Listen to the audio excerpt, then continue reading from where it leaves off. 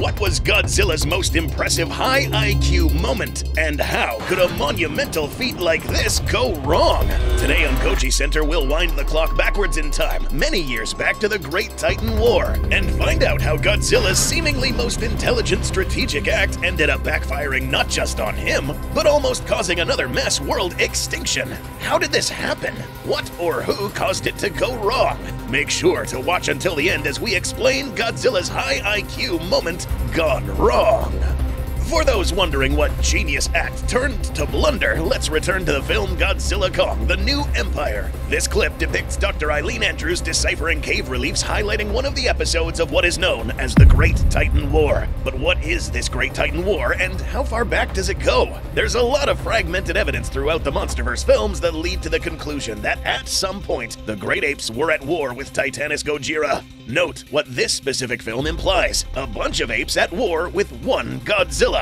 However, we also get a bit of contradictory information in other films. Godzilla vs. Kong, for example, implies that the great apes were at war not only with the G-Man, but other titans like Godzilla. They used this wording in the official novelization likely as some sort of middle ground to suggest that Godzilla may or may not be a species, with some questionable rumors that Toho didn't quite like the idea of there being many Godzillas roaming about in the MonsterVerse, since Toho themselves most of the time have rolled with just one adult Gojira at a time in a single universe, or with an adopted successor. The idea that Gojiras were an entire species in the MonsterVerse began in 2014 in the film Godzilla, with the reveal of specimen 5146 Adam, establishing that there were other Godzillas. This was later built upon with the release of Godzilla Aftershock, giving this creature the alias Dagon and revealing that it was killed by a Muto Prime.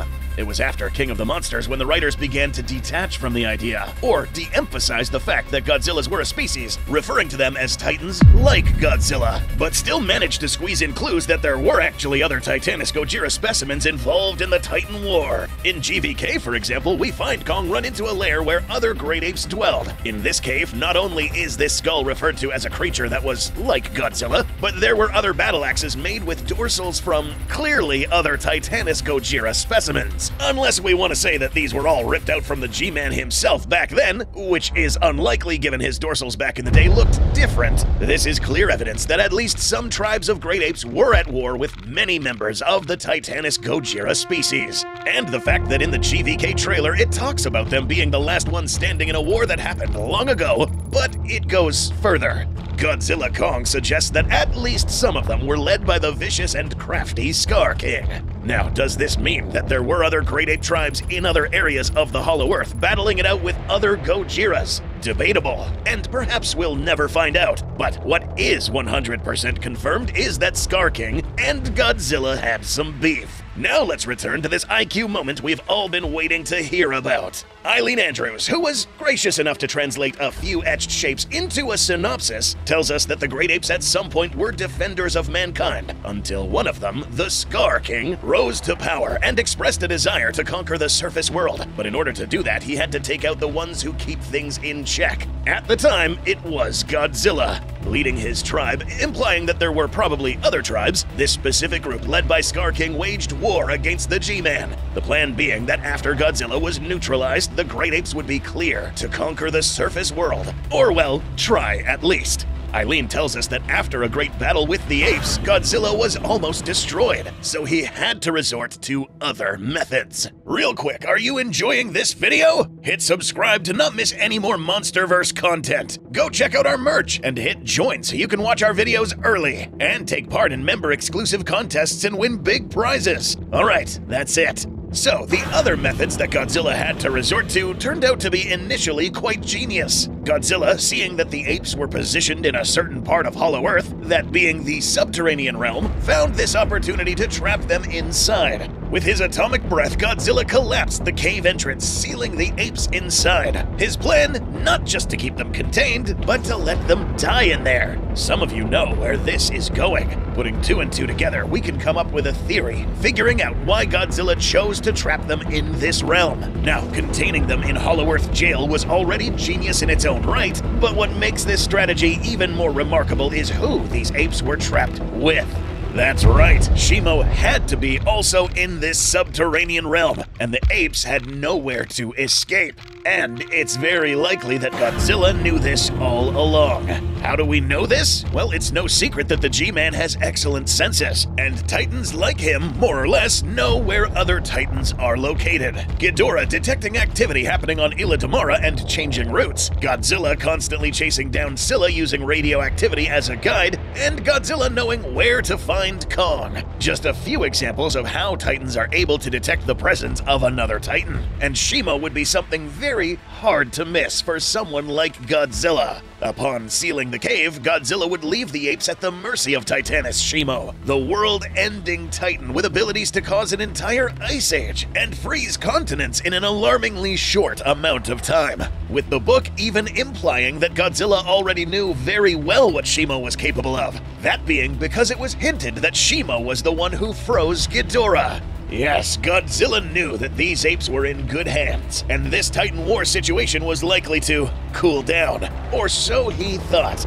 This is where Godzilla's seemingly strategic act of genius came to almost bite us all in the ass. What he didn't count on was Scar King's relentlessness, ingenuity, and malevolence. Yes, all three were needed to pull off what he was about to, which was to turn the Executioner into his own personal executioner. How the Scar King managed to capture Shimo and turn her into basically a slave is anyone's guess, and we might even try to take a shot at imagining how exactly Scar King managed to capture the biggest Titan in the Monsterverse that we know of so far, without counting this skeleton.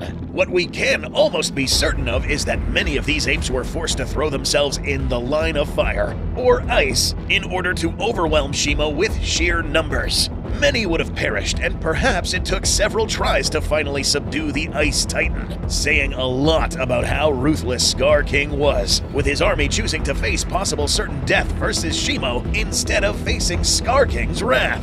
But after a while, the devious monkey devil figured out a weakness, using a crystal, likely a piece of her own body, to telepathically transfer command and pain to Shimo. With this crystal, Scar King had complete control. Now, figuring out something like this is no easy task, and it may have taken many skirmishes, many defeats, piles of dead apes, and a lucky event where bumping into this object, picking it up, and then figuring out that it has some kind of effect to finally find out how to subdue Shimo. With this instrument of doom, Scar King cemented his control over the remaining apes and waited patiently until an opportunity was presented to finally take over the surface world and fight Godzilla.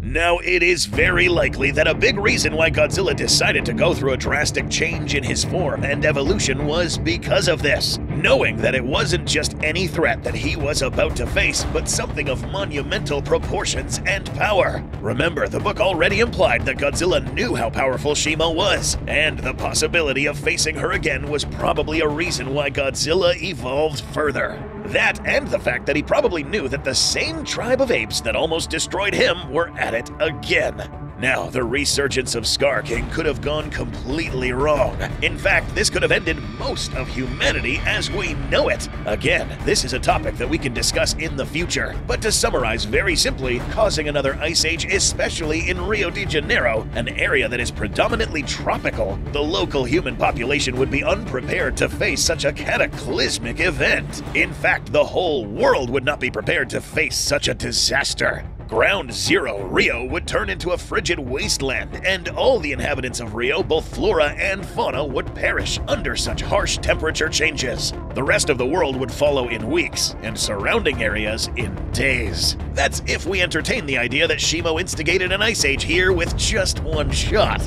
There are many variables to this, but back to the main topic. The Great Titan War was a vast subject that could be looked at from different angles and with many other explanations. Unfortunately, after every film, the most epic event in the Monsterverse timeline becomes even more confusing, with every film adding a bit of story that possibly retcons anything that happened prior. But there's another fun way to look at these things. That's why you watch GojiCenter, where we all come together to talk about theories, what-if scenarios, and explanations of things that are already canon in the Monsterverse. So, subscribe if you haven't, or Godzilla will step on your car.